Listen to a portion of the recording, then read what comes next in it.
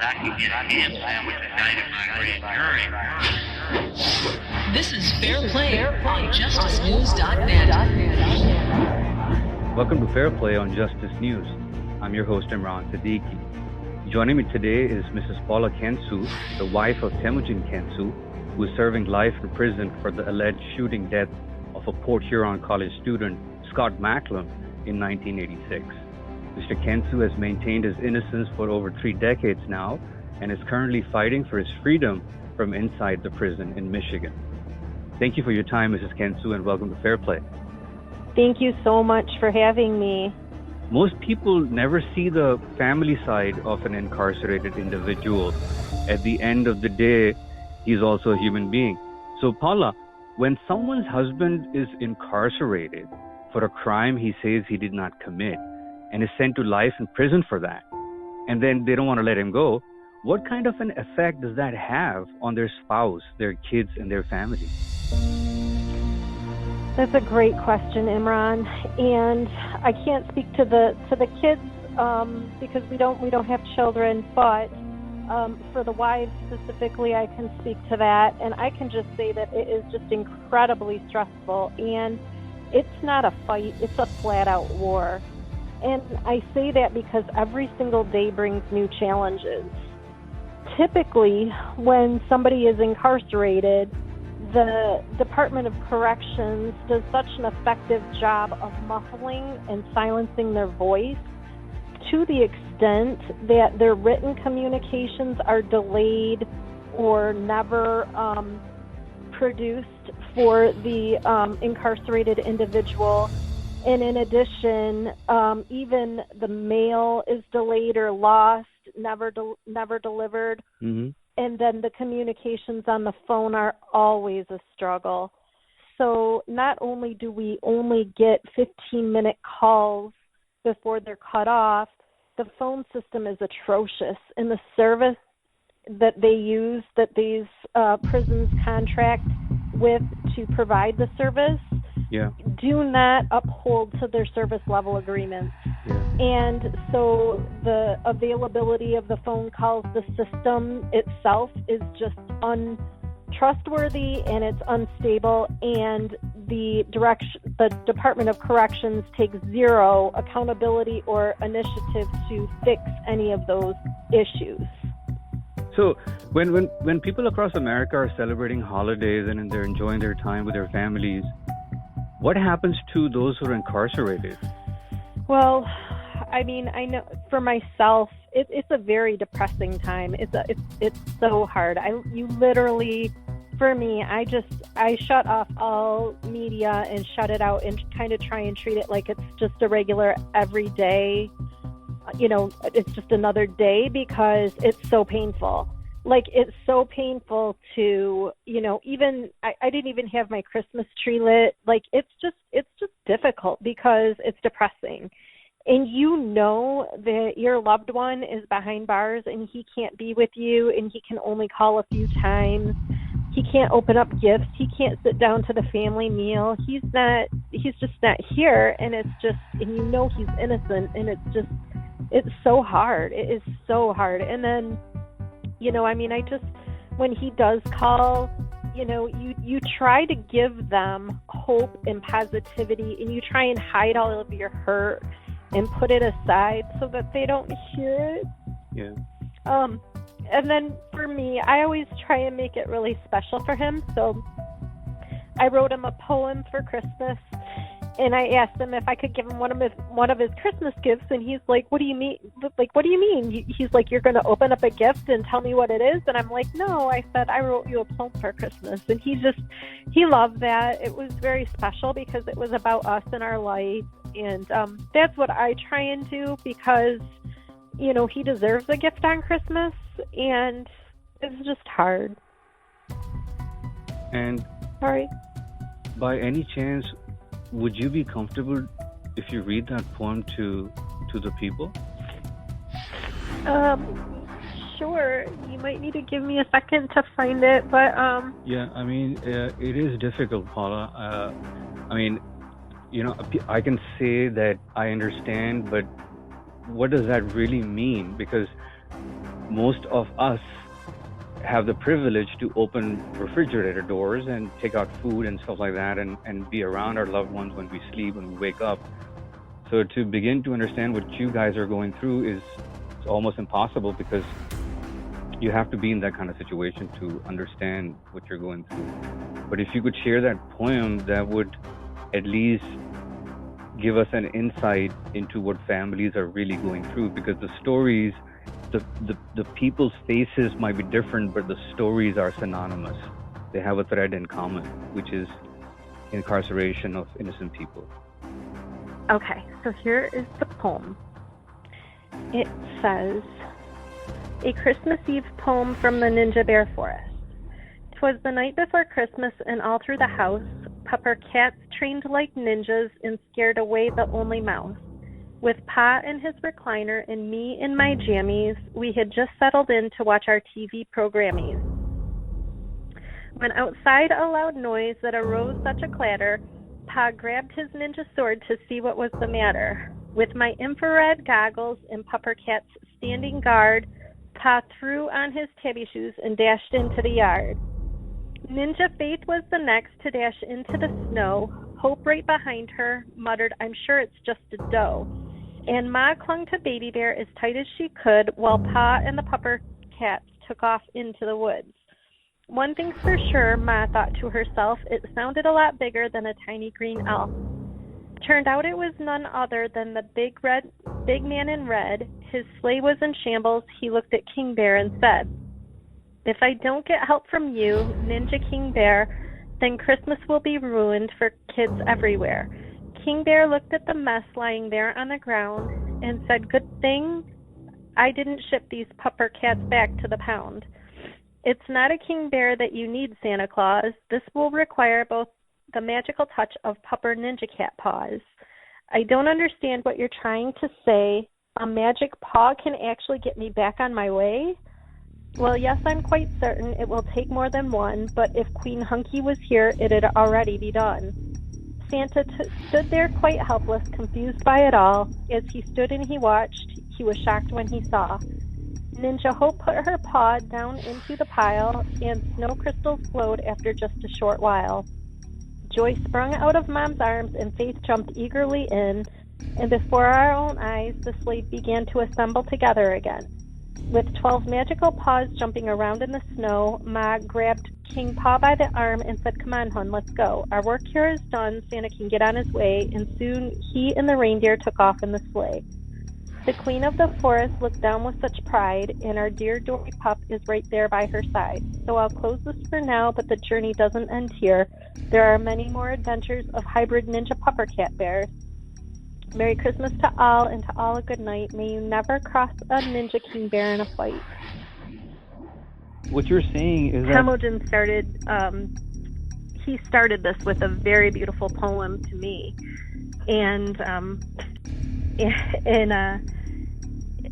so it goes back a little bit further, but we basically, started our life with Hunky and Dory. Hunky was our first set of one of our first puppies, and she passed away in May, and we call her the Queen of the Ninja Bear Forest. And Temujin just wrote a gorgeous poem to me also that kind of came before that, and it's a little bit long, but it's just incredibly beautiful. It's I can post that one as well. But it's just this life that we created. It's this kind of it for him. It helps his imagination. It helps him think about like what he's coming home to, and it gives us something to think about and kind of play together on the phone and talk about our life. Were you able to share that with him? Yes.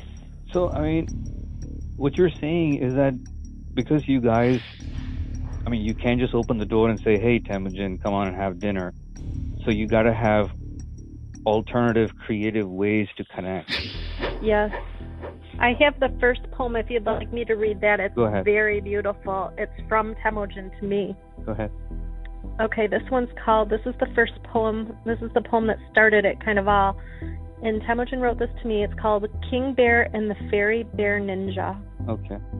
A long time ago, in a land still untamed, there lived a great bear. Temujin he was named. His power was such, he feared no mortal man, for he ruled and commanded the Ninja Bear clan. Through 10,000 battles he endured not a scratch, his Ninja Bear skills no human could match. But his heart was like ice, and the center was stone. Though lord of the kingdom, the great bear was alone. Women would worship and fall at his feet, but none won his favor, none could compete. With the woman he dreamt of most every night, a creature of fantasy, shining and bright. She consumed all his thinking, no answers came clear, so each eve he drowned sorrow in great flagons of beer. To awake in the morning, hungover and sad, this won't do, he declared, I'll soon surely go mad. So he called in the wizards, they counseled, beware. You are under the spell of a ninja fairy bear. What is this nonsense? There is no such thing. I would know for sure if there was, for I'm the Ninja Bear King. But the wizards replied, they're a long ancient clan of mystical creatures so rare seen by man. But now and again one will fall for a mortal and use magic to win him, then cross through the portal that separates their world from that of our own, and that is what happened to our king on his throne. Begone, you drat fools, the bear shouted in rage, before I have my guards throw you all in a cage. Then the king heard a cackle through the cold morning fog, and strangely the croaking of a tiny green frog. When approached an old crone with a limp and a smile, I can make this right, sire, if you'll listen a while. Yes, a warrior born from your very first day, but you've never given your cold heart away. You say you fear nothing, yet this isn't true. You don't even fear death, but I know what you do. You're scared to your core, afraid to trust love, even the kind heaven sends from above. So you live in your sorrow, in pain and in sadness. But the bear said, enough, all this talk is sheer madness. I fear nothing, he yelled with a roar like a beast. I once killed a red dragon, then sat down to feast. I defeated a griffin and a minotaur bull, then crashed a boar's head before that day was full. My enemies tremble at just my soft word. Of any more fearsome have you ever heard? But the crone dryly crackled, gazed at him, and then said, say this prayer, mighty bear, or this night you'll be dead. Your heart it will shatter, just like stone and ice. When struck with the hammer, now say this prayer thrice. King Bear sensed her power. Her words struck him numb, and he knew to defy her meant death would soon come. So he bowed his great head and agreed to her plea. She sang as she said, now repeat after me. My fear is now gone. I have only one prayer. God send my ninja fairy bear. God send my ninja fairy bear. God send my ninja fairy bear. With the third recitation, the room filled with fire, King Bear was consumed with such love and desire. An energy poured from the crone like the sun, for she and the fairy bear ninja were one. Great sparks filled the air, charged with magic and light, and there stood his vision, yes, shining and bright. The crone's beauty was blinding, transformed by his prayer from an old wizened woman to his own ninja fairy bear. As a bonus, he saw that the tiny green frog was transformed as well into Ninja Pupper Dog. The tale of their love was known through all the land. I hear they're still bear, Papa, baby bear, baby fairy Pupper Dog of the Ninja Bear clan. So, I know that was really long. No, so but here is, all his plight, he's putting it together in these words. That's what he's trying to do. And then he's also trying to show the ray of hope that he has. So here, the Ninja Bear is you, the Ninja Bear Fairy? Yes. You're coming to rescue this guy. And he's the king, yes. Yeah, and he's in that prison where they've put him. Dungeon. A dungeon. Yeah, I mean, you see what's going on? So this is, while you were reading this, I was trying to picture him in that cell writing this down. Yeah, absolutely. It's very symbolic for him in both reality and fantasy, kind of, in like he is, in that dungeon and he's trapped in the cage and he knows how that feels, and he's, filled with desire, and he thinks about this woman that he wants to be with, and it's out of his reach, and I don't know, we just kind of,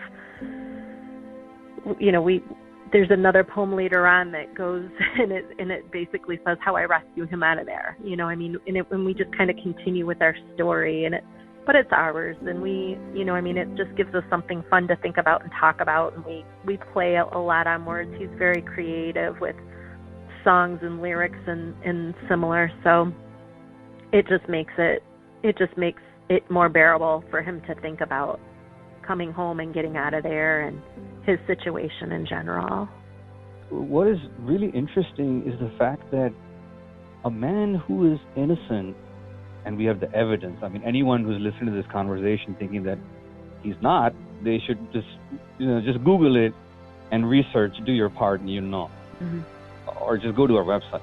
But anyone who's incarcerated and he's innocent and he can't get out, and yet he's saying that he found some kind of freedom within that confinement. Mm-hmm. I mean, it would be really interesting, if you are okay, if you could read that poem too, because he's saying that poem describes how you saved him, but he's still in prison. So how did that occur? I don't know if I ever published that one. But I did, it's interesting. The very first poem, I'll look for it, Imran. The first poem that I just read off to you, I actually had etched in wood, and it's here in our house, and for him to hang on the wall. It's a very long poem, but it's two ginormous pieces of burned wood. And then we've got signs all over that say, Fairy Bear Ninja and Ninja Bear Forest, and I'll look for the poem. It might take me a few minutes to find of the one that I saved him, but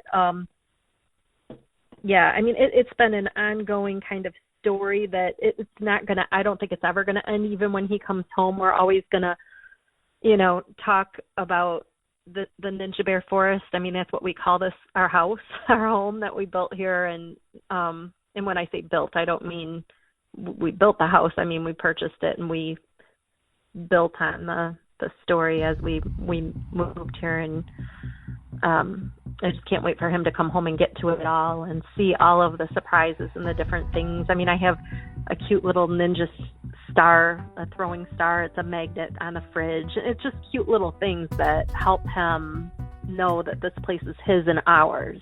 It's all ours. Yeah, I mean, he's gonna, when he's alone in there, when they close the doors, not the doors, Imran, when they close the cages, he goes back into this solace, into this isolation. Exactly. And what is he going to do? I mean, he's obviously, the exit is to think about what you're saying, and, all those things, because these are not fantasy, that you build this and you have all this around you. These are all realities, but you're just living them alone. Whereas for him, it's like a whole world out there. It's like, yeah, if God wishes, I'm going to get out, and then I have so much to look forward to. And probably those who confined him, hate that and may totally despise it, and they're biting their nails. Like, why should this guy get out, even if he's innocent? Why should we let him go? Yeah. We need to protect the system. We need to protect each other. Yep. It's crazy. It is. Do you think you can find that poem? I mean, you can take your time. I'm reading one right now. I'm not sure if this is the one. Oh, this is it. The thing is that to go into that kind of mind, that is unique, because we don't hear that. Yeah. I found, let's see, this one, I think, let me see if this is it. I'll read this one. I'm not 100% sure if this is it. This is another one of the poems. The idea is to get that insight of what you coming into his life, because, prior to you coming into his life, what he said in the interview with us was that there was a huge void. He was begging God for help. Mm-hmm. So I said to him that, hey, Temujin, it's like God. No, it's not like. It is God sent Paula as a mercy to you.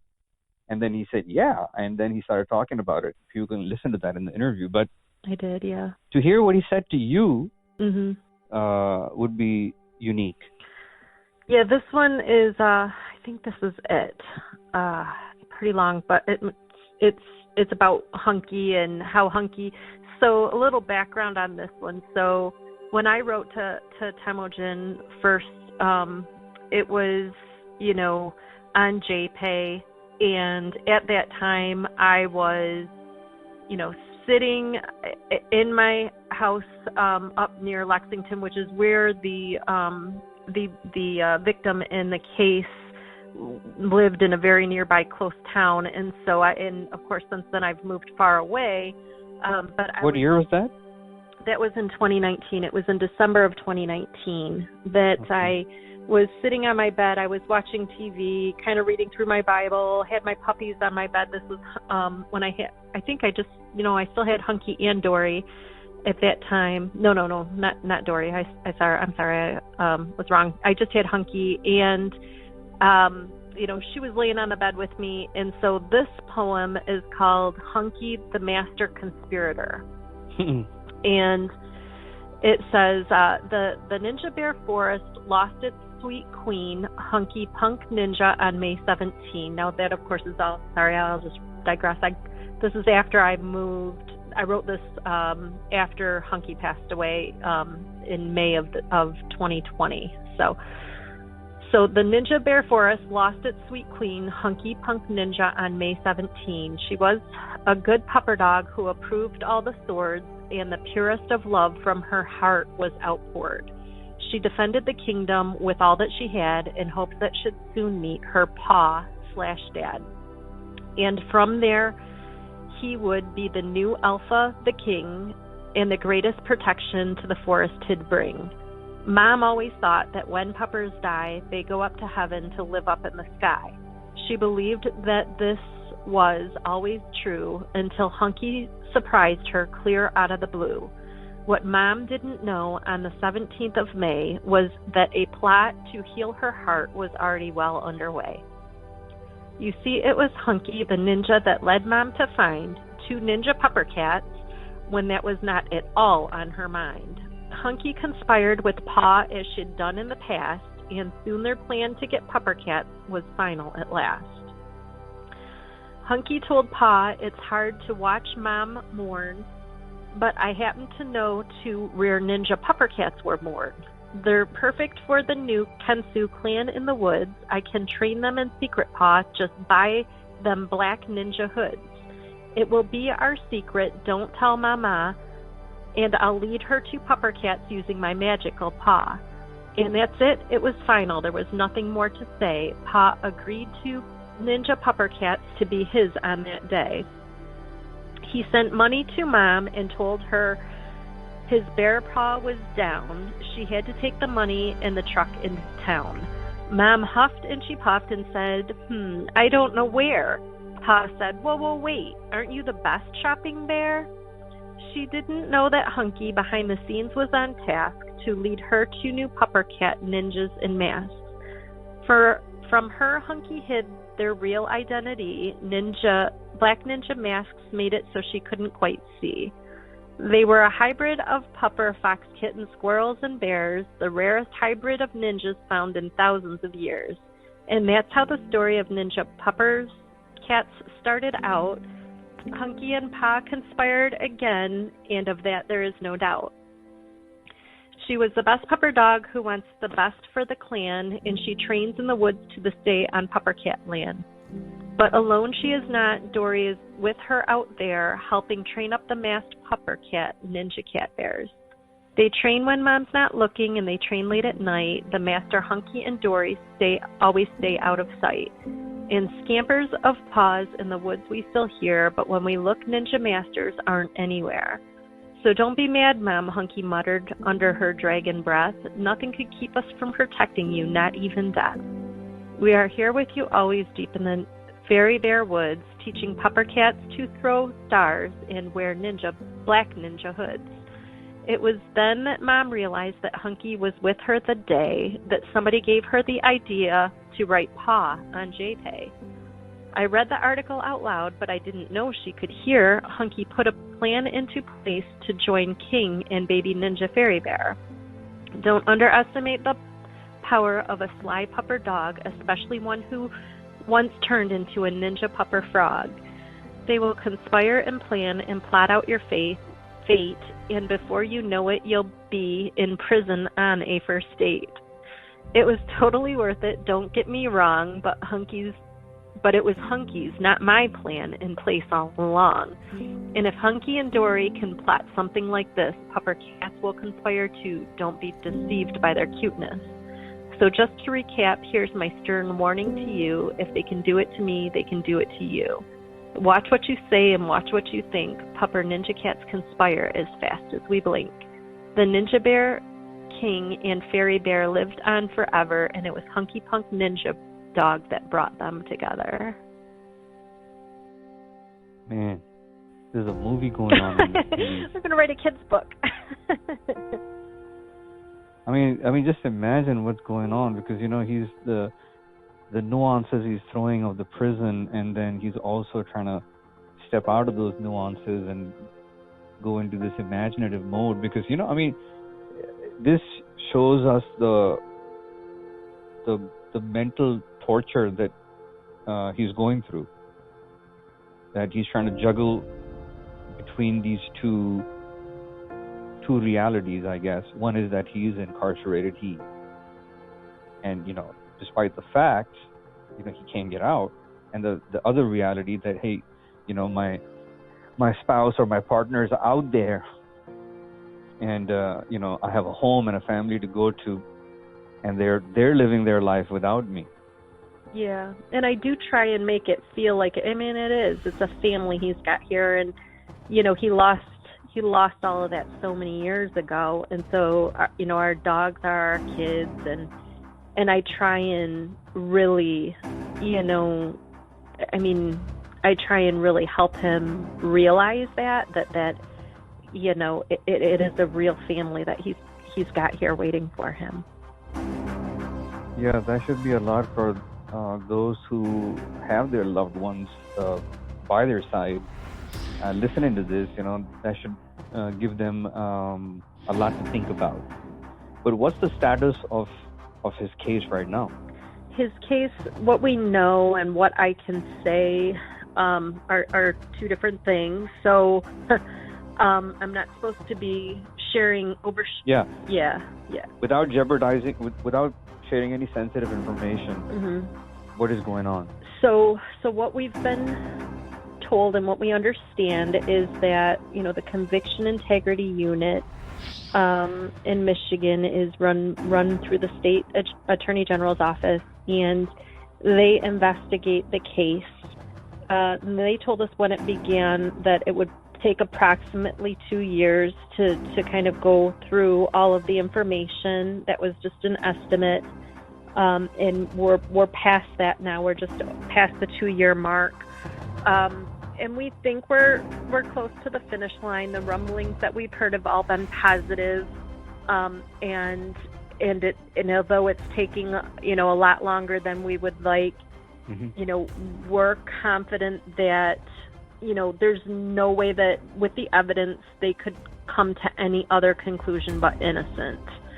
And so I don't want to say too much, but everything that we've heard is positive, and we're just trying to be patient and wait for the CIU to announce the findings of the investigation formally through the Attorney General, and then subsequently, hopefully, take swift action to release him. Now, there's a couple different ways that can happen, and we're not sure which way that's going to occur, but we're confident that, the Attorney General created this Conviction Integrity Unit for the purpose of helping correct wrongs.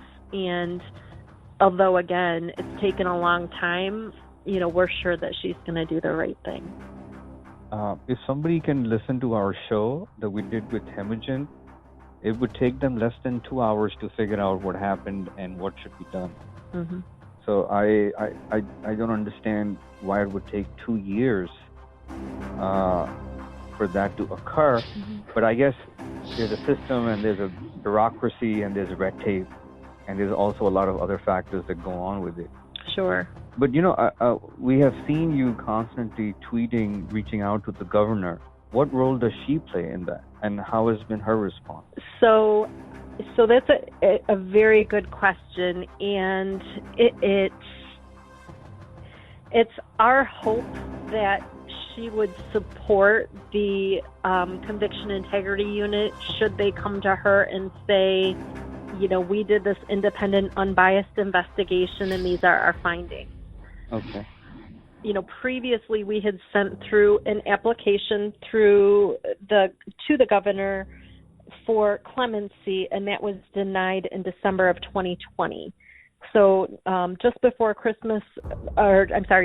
after Christmas last year, he got a letter from the governor's office stating that his clemency was denied.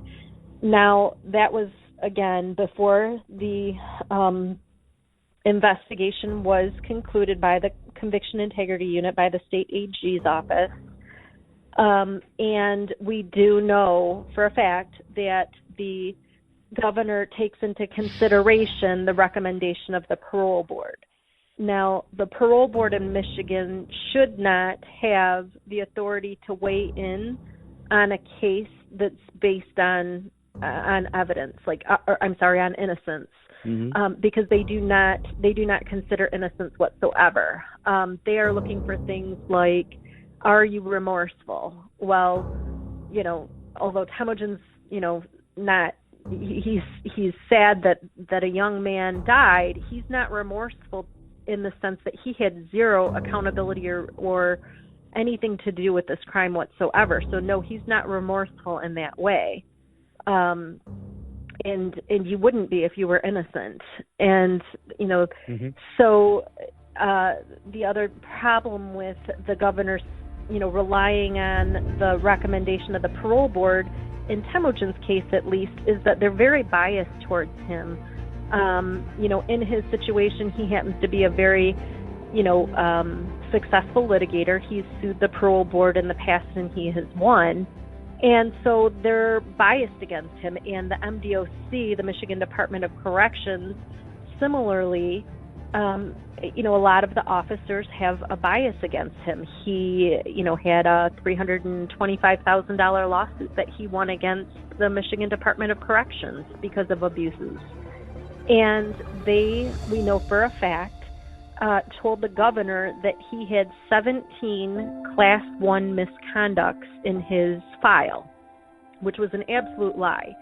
Because when we subsequently submitted a FOIA for the Department of Corrections to produce the records, they did not produce 17 Class 1 misconducts because there weren't 17 Class 1 misconducts. Mm-hmm. And so the Department of Corrections refuses to correct their records, and they lie to the governor, and then the governor bases the decision based on, oh my gosh, this guy's a really bad guy. If he had 17 Class 1 misconducts, which are very serious, they're stabbing an officer, killing somebody. I mean, they're very serious charges, and they don't exist. The parole board allowed that information to pass to the governor, and it was inaccurate information. Their own records didn't reflect that that's what was on record, because when we asked for them, they couldn't produce it. So again, terrible. But by then, of course, the damage is already done, and the governor has this information, so she's basing her decision on something that a part of a process that should not have any input whatsoever into her decision. Hang on a second. Let me just recap that. In simple English, what you're saying is that the governor of Michigan, Governor Whitmer, has based her decision based on false information that can be validated by presenting facts to prove it? Yes. Damn. Yes. I mean, she's the governor of a state, and she's fooled by this data? By this misinformation, yes, not even and it, I think it happens probably more often. I think they, Man. I mean, if you're lied to, you don't necessarily know it until somebody exposes it to you, and then by then it's it's already a foregone conclusion. You've already made your decision, so then you look like you have egg on your face when you go back and validate that information. So I don't know that she did go back and validate that information. I don't think any repercussions have been made whatsoever based on us telling her legal staff, that they were lied to and that this information doesn't exist, and that we requested that the record be corrected. I don't think anything has ever happened out of that. But you did that. You did reach out to them to let them know that they have the wrong information. Mm-hmm. Wow. And we proved it to him. We showed. His name is Mark Totten. He's the staff legal. He's the legal counsel for the governor of Michigan, and Susanna Scarelli, who has since moved on to a different position. But we provided that information and said, this is what, was the result of the FOIA that we submitted. There are not 17 Class 1 misconducts. The governor was lied to. This isn't true. We requested that these records be corrected.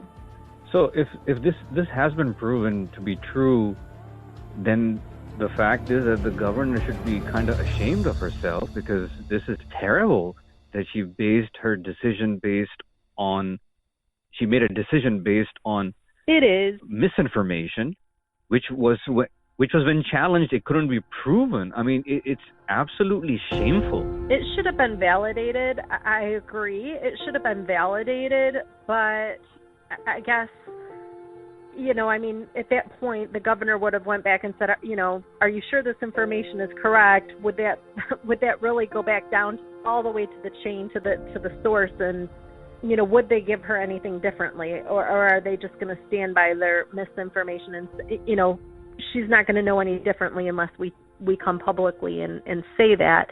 Now, the saving grace, or the thing that, we have to look hopeful toward, is that, she can still do the right thing here. She can still, once the CIU, we know that they can't come to any other conclusion than he is completely 100% innocent. Once they come forth with that determination of that investigation and give that to the governor and say, look, we thoroughly vetted this case, and we turned over every single stone, and we researched it thoroughly, and we found that he is, in fact, absolutely innocent. This is the AG now.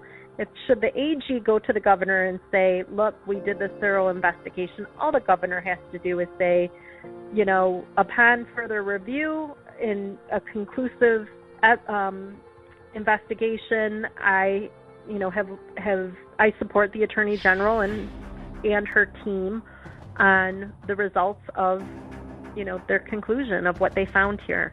And and I am granting clemency based on the thorough investigation. That's all she has to do is to come back and say, look, it was thoroughly investigated. This is my Attorney General, and I know she looked into it, and her team looked into it and investigated it, and this is their conclusion.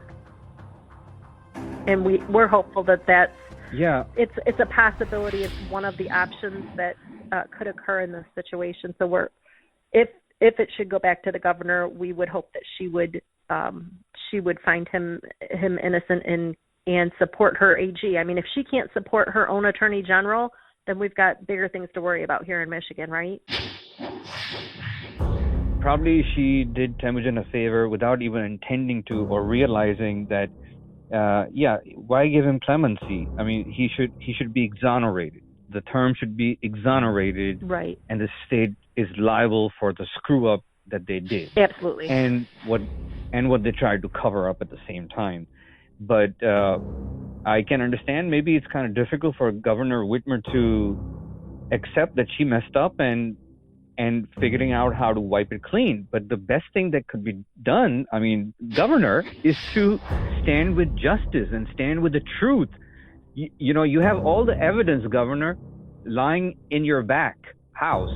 It's just, you just got to have the courage to stand up, accept it, be a courageous woman, be a true leader, accept that, we screwed up, but we're accepting it, and we're trying to make sure it doesn't happen again. This guy is innocent. we're letting him go, he's exonerated. Yes, absolutely. But unfortunately, we don't have that kind of courage. We have to remain hopeful. That's all we have, Imran. We have to remain hopeful. All right. Yeah. I mean, I could go even further. That thank God I'm not in Michigan, because if my governor in Virginia did something like this, I'm gonna, I would have to stand up. I would have to stand up, and I had to hold my governor accountable because I voted for this guy. Right. Or I supported this guy or this lady to believe that this person would be just and would stand with the truth. Because if you can't stand with the truth, then what do you have left? Right. Except falsehood, except astray-ness, except unjustness. And unfortunately, many governors across the United States, I mean, they don't issue commutations their first term. They just don't. They historically don't. And I think that is starting to hopefully change, where you have... I mean, thank God. Yeah, look at the governor of Oklahoma. I mean, he had some kind of courage. Look at what he did. Mm-hmm. Mm-hmm. And Temujin's case is so much more clearer than what was going on with Julius Jones. I mean, in Temujin's case, we have a guy for over 3 decades who has held on to his innocence. Mm-hmm. And thousands of people, including people who work for the government and independent professionals, have come up with facts saying that this is wrong. And the fact that he's known as the Michigan shame. So the shame would be on the governor's hands if this guy is not let go. It would be, and it is. It's been, it's gone through the appellate courts multiple times. He actually won his 2010 habeas, stating that he was, that there wasn't the evidence to convict him and that he should be released, that he should be either given a new trial or be released. And that was in 2010. That was over a decade ago. And then that decision was unfortunately overturned. It was taken out of state and overturned due to a timing technicality that none of his attorneys were even aware of, having nothing to do with his actual innocence. They just said, too late. You're too late. And the shameful part, going back to the shameful part, is it's the system's fault, because the county that he was wrongfully convicted out of, he submitted over 14 FOIA requests for information on his own case that he should have been given, and he wasn't, and they withheld that information for decades. So the fact that he was late was certainly not his fault. It all goes back to that systematic denial of his absolute right to have the information that he should have been given decades ago, and they didn't give it to him. They said it doesn't exist. Yeah. And that was regarding the phony photo lineups, that were, that's all outlined in some of the earlier documents, of, the witnesses were given different photos than what was shown to the jury. Yeah. So, the case is full of corruption. It's full of all of these different errors and flaws and missteps, and Temujin suffered for decades, and it's all coming to light. It's all being exposed, and now that we know about it, shame on the state of Michigan if they don't let him go. Absolutely. Yeah, and the reason why people should be upset is because, me thanking God that I'm not in Michigan doesn't mean that it can't happen in Virginia, or the Virginia governor is like the best governor in the world. No, it's not that. It can happen anywhere. And even in one of the poems that you read, Temujin himself pointed this out, that it can happen to any one of you. Mm-hmm. It can happen to anyone. Because based on someone's false testimony, and a testimony of a lunatic, which the prosecutions always love to get, always getting testimony from insane people or crazy ones or locked up in prison, or the people who commit perjury, or people who are insane. do these things based on their testimony. Mm-hmm. And what is insane is that they get away with it because people don't do anything about it. I mean, there should be protests. We've definitely tried to support, like it's a tricky balance where we don't want to, we you don't want to spill the cup. You don't want to Exactly. upset them because you're afraid that, okay, these guys, they will listen to this, they will see the pressure, and then they'll do even more evil things to Temujin Mm-hmm. and block it further. Mhm. So people are made afraid, and that's why people back off. But you have to understand one thing, Paula. Despite whatever that I'm saying, or whatever that they're saying, or whatever the circumstance you're in, you have to understand one absolute truth, the reality, that this is a fight for an innocent man. Because he was not even there when the crime occurred, man. This guy couldn't even be there, couldn't get there. A guy who's living off of food stamps is not going to hire somebody to fly him there and kill someone that he doesn't even know and come back. It's so insane, especially when he's got witnesses to prove that he was with them. I mean, how more clear can you get? Somebody asked me once, Imran, how do you know someone's innocent? Well, I said that we never know. God only knows Mm-hmm. who is innocent or not. But what happens in the light of clear evidence? What happens in the presence of absolute truth, undeniable facts, that the guy cannot be Right. present at that time on that location to commit this crime? What do you say to this then? Do you shrug your shoulders and you say that, no, who cares, I can't do anything about it? Or do you say, no, okay, I have the evidence, this guy is innocent, so I'm going to fight for it? So these are the two options that we have. And I know, unfortunately, a lot of the people take the other option to back off. Well, I would say this to that I have waited 35 years because Temujin corrected me. It wasn't 34. He just finished 35 years. So I'd say that, hey, I waited 35 years for the system to correct itself, Mm-hmm. but it did not. Mm-hmm. So we still have the two options: be quiet and wait and then see what will be done, or stand up and raise your voice Yes. and become a force that they can't push back. Yes, and I'm telling you, Imran, it's so hard, and I can't even imagine what Temujin goes through and feels, these dips and valleys, these peaks in these trenches that he, experiences throughout the years, with the appeals and the different steps that this whole process is taken. And, God's in control, and God will open those doors when, at the right time. And it's hard. I can't even imagine what he goes through.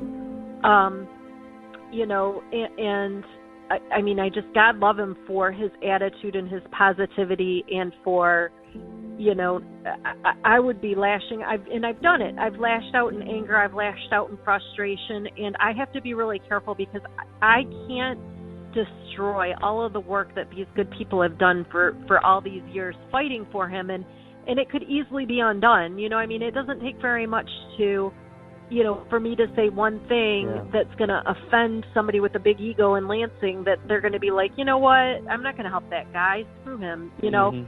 I don't care what the evidence says, and it's hard because I love him so much, and I do get frustrated, and I have, sent out things that I'm not proud of. I shouldn't have done that. I did it in the heat of the moment. I didn't set down my phone and walk away and think about what I did. I went back and deleted it, and I'm like, oh, I shouldn't have done that. But, maybe it was seen, maybe it wasn't. Maybe that's part of the reason why he's still delayed. I don't know. I get very, it's just hard. I don't know. Don't know the answer. All I know is they have the control. They have his fate in their hands. So, God does, but, they can drag it out if they want, and you have to be very you just have to be very careful in this fight, and it's a war. It's a war. It's not a fight. It's a war, and it's just like I said. It's every single day, and it's always something, and you have to, you have to win these tiny little battles, and you do that by, by appeasing these big egos and giving them the opportunity to do the right thing and to, stay positive. And it's hard. It's one of the hardest things I've ever done, because you want to hold them accountable. You want to lash out. You want to say, like, this is so unjust. How can you not feel our pain? How can you not realize, that an innocent man has spent 35 years, and all you have to do is sign your name to a document saying, you know what, I've read enough, I've seen enough. I trust the opinion of Carl Levin. I trust the opinion of Dave Moran. I trust the opinion of Val Newman. I trust the opinion of, insert the other 100 supporters that we have, great supporters, Proving Innocence, all of these organizations, the same law firm that our governor went to school, Dixon Wright, supports Temujin. I mean, it's beyond belief for me that it hasn't been done yet. For some reason it hasn't been done, but we know there's still a chance. There's still an opportunity for them to do the right thing, and that's what we have to hold on to. Yeah, the truth is that no matter how much people will try to hide the reality, the facts, the truth finds its way. They can delay it, they can push it, cover it up, do whatever they can, but God is in charge, and that is literal. So the people can do the shenanigans that they want for as long as God will allow it, but eventually He's going to pull the rug. Yeah. And there is judgment coming to everyone. So, I mean, for me, it's pride and arrogance without the truth. You can be arrogant if you're truthful, but this is arrogance without the truth. And God talks about it, and then He's shown us through His books what He does to people like that. Absolutely. But you touched on another thing, Temujin's attitude, which is, I shouldn't use the word attitude, Temujin's approach, I guess. That, when I was doing this interview, by the way, I thought something was wrong in the audio, and I was trying to clear it up. But then I realized, and I said, no, Imran, you fool, I could hear the chains. They put handcuffs and chained him while he was doing a phone interview? I mean, this guy, who wouldn't harm a fly. I mean, he calls himself a ninja, but he wouldn't harm anyone. I know. So this guy who used to live on fruit juices and natural herbs, mm-hmm. He's going to harm someone. So he, am I correct to say that those words? Because I didn't hear back from him. I wrote it. I asked him, but were those chains? He was handcuffed. He's handcuffed when he's talking to you on the phone? I would have to ask him to confirm that. I'm not sure, but if that's what it sounded like, I'm not sure how the process is when you call as media versus when he calls me from the booth in the hallway with 100 other prisoners standing around for the 15-minute calls. I know there's a separate process, and I do know that he has to be brought up front. I know for visitation he's brought up in chains. So I would assume that that's true. That's correct. But I don't know that for sure. Yeah. But I know that the booth is in the right next to the visiting room where I visit him, and I know that he has to be brought up in chains for that. So I would say that that's probably an accurate statement, but I can't confirm 100%, but it sounds correct. So, something that something that would resonate with a lot of other spouses who have their loved ones incarcerated, especially the ones who are innocent. What happens? You go there, tell us about it, take us through, because none of us have seen it. What happens? You enter the door, you go through security? It's there's what we see, and then there's what actually happens that we don't hear about. I've heard from the exonerees what the prisoners go through. And Temujin himself has not told me this, but I know it happens. And it's disturbing. It's frustrating. It makes the visit, it puts a different, it dampers everything I think about when I think about, oh, I'm so excited and I get to go see him. After I heard from the exonerees and I've heard what he has to go through at the end of those visits, which you can imagine, the searches. Yeah. It bothers me that he has to go through that just to see me, So when I go to the prison and see him, of course, the administration does a great job of, making it seem like it's this clean place, that it's not as bad, behind the walls before they bring him into the room than what I'm seeing when I walk in and I go through the process. It's not pleasant and cheerful, but it's also not exactly what my experience and perception is, and the general public is different than what the inmates go through for sure.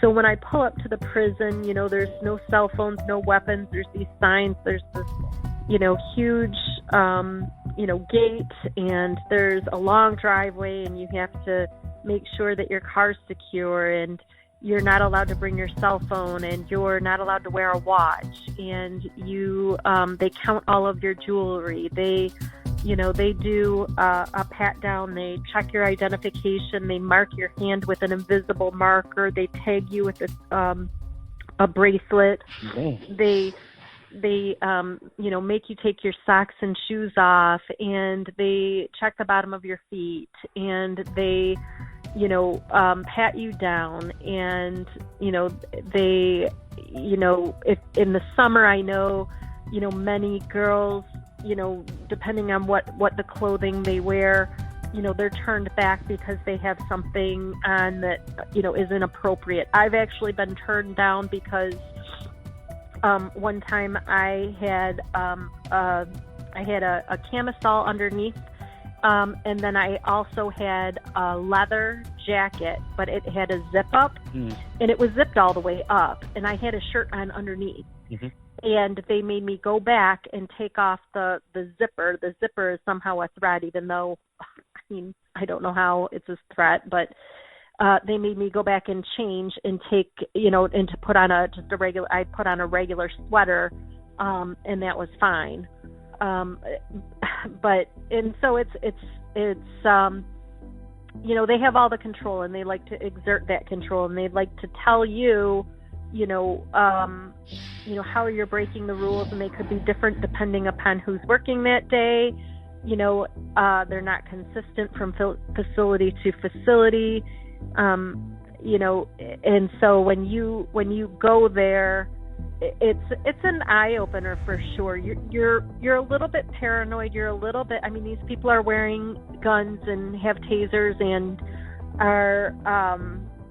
Many of them have kind of this chip on their shoulder that you can kind of tell, they're just, they have to have that control, and they have to, even though we're public, they don't have control. We're not the prisoners, but they sure want us to know that they run the ship, and that, we're not going to go in until they call us. And if they call us late, then, oh, well, too bad your visit's just cut short, because, they can make up any excuse under the sun, from it's COVID to, the sergeant's not here, to it's count time, to whatever. And I've actually sat out in the lobby, in the visiting room before, where it's been full, it's been packed, and I went in and I checked in, and I sat and I watched 20 people go ahead of me, and I was on time for my visit. I was early for my visit, and they still made me sit there, and I went up several times, and I was highly upset, because I was just so upset, because I sat in that waiting room for nearly an hour, and I had been up to the front like 3 times, and shift change had occurred, and different people were in, and the one girl that had checked me in, I think intentionally was trying to, just push me to the bottom of the list, and then shift change came in and she was gone, and then somebody else was there, and it was all a game, and it was frustrating, and it was upsetting. And I know it was upsetting to him as well because he's worried. He's thinking, is she in a car accident? I just talked to her. Yeah. Like, she was on her way here. Is she okay? Why, did she get sent home? What happened? Is she, it's scary and it's stressful for both of us. And then, you get in and you see him and he's like, what the heck happened? Why did that take so long? And I talked to you. What did you do? He's like upset and worried and, and then you're just like, you're just as upset because, somebody at the front desk decided to play a game with you. So you can hold his hand? So prior to COVID, we used to be able to sit right next to each other and hold hands. I could put my head on his arm, and he could put his arm around me. I could hold his hand. We could, do that for our entire visit. But now, because of COVID, they've got a separated plexiglass shield. We're 6 feet apart. We sit across from each other on a table. We can only give each other a hug at the beginning of our visit and at the end of our visit. No kissing. We must wear our masks. It's very cold. I know the hug means a lot to both of us. It's better than nothing. But they use any excuse they can to take away from you, and they never give anything back. They just constantly take, and that's one of the reasons why Temujin fights as hard as he does for prisoners, and he, has these lawsuits pending. It's always because of the rights that are being taken from them, and he's trying to fight for everybody. He very rarely fights just for himself, and he doesn't file petty grievances, for himself. He only files grievances when it impacts large groups of people and when rights are being violated. I was just picturing him, man. I mean, he probably, when he hugs you the last, he takes that smell with him until the next visit. He sure does. So, in closing, what do you think you would say to all those thousands of spouses who are fighting for their innocent husbands and wives? What would be your message to them? Well, I think, it is so important to keep up that fight every single day. And as hard as it is, we will never see what they're dealing with on the inside, and it's much worse. I mean, the stress and the pain that we feel and we experience is nothing in comparison to what they feel, and they won't always show it to us. So I would encourage everybody listening to continue to, pick up that sword and fight for your loved one on the outside, and try to raise your voice. Your voice is the one thing that they muffle of your loved one, so you have a voice. So it's really important to get out there and to get out of your own comfort zone and speak, and to talk about these injustices, and to talk about the mold in the prisons and the food and how horrible the living conditions are, because if the legislators don't know, it'll never get changed. And you have to be that person, that loved one. You have to defend them, and you have to do that consistently and constantly. I mean, it just literally can't end. It's a war until they're out. Until they're home, it's a war. And the war that you're fighting, if you saw the inside of that prison and you knew really what your loved one was going through, you would fight a lot harder, and they won't tell you. And it's really hard for them. They will never be able to heal when they're being constantly traumatized. So when they call you and they're upset, or if something happens and they're frustrated or short with you, you have to realize that they're saying these things out of a place of hurt. And so you have to always approach them with compassion, because you'll never know what they're dealing with in there. You'll never know the pain that they're going through. And so until you hear a little bit more from other prisoners or exonerees talk about what it's really like inside there, you just won't know. And so that's why it's so important to fight. And I just encourage you all to continue in the fight, because you would want somebody fighting for you if you were in there, especially if you were innocent.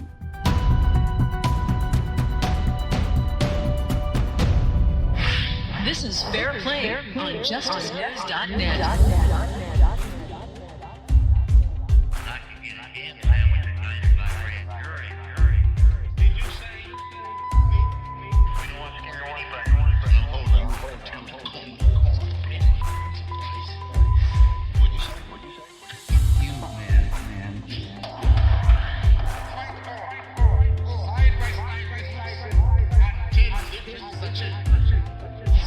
This is FairPlay on JusticeNews.net.